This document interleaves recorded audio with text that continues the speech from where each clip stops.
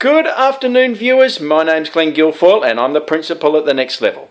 Thanks for joining us here at www.salessystem.com.au. This afternoon I'd like to do a little bit of a compare and contrast.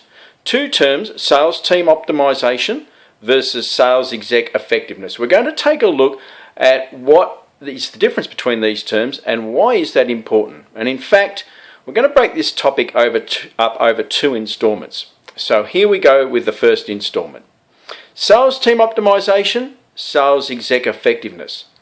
Just two complicated and different terms that really mean the same thing. More obfuscation created by consultants to help Australian B2B heads of sales declutter what didn't need to be cluttered in the first place? Well, not really. You see, a rich understanding and appreciation of both these terms is one of those classic chicken and egg stories. Sales team optimisation should precede sales exec effectiveness, at least when these two concepts are viewed from an annual cyclic perspective.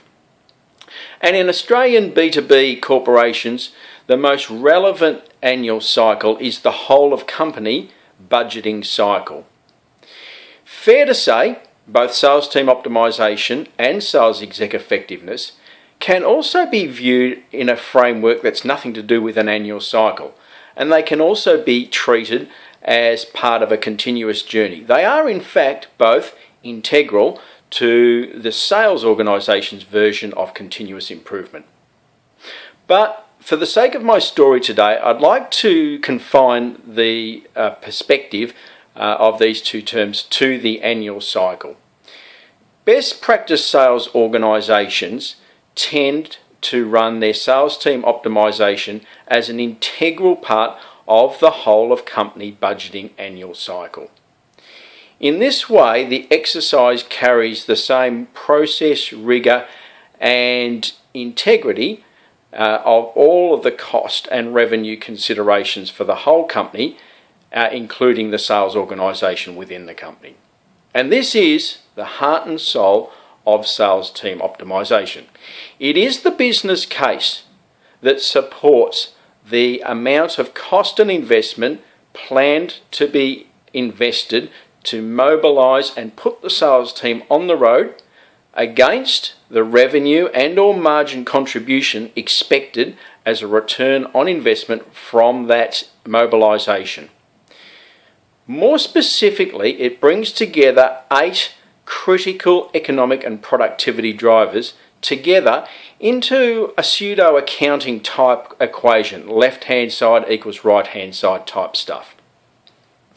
On the left hand side, we have the concepts that right headcount structured and deployed in the right way to align to the nominated customer segments, benchmarked against activity and visit productivity rates, equals, and sitting above the equals sign, to achieve the right customer coverage and prospect penetration, and then on the right hand side, the right classification to right visit frequency for right value add each visit against the framework of the right business relationship.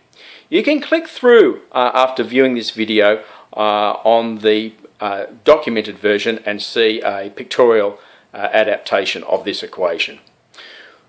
So when sales team optimisation is done well, it creates the environment for the whole of the sales team and the individual sales exec members of that team to operate with the best possible chance of achieving the company's sales and margin revenue contribution expectation.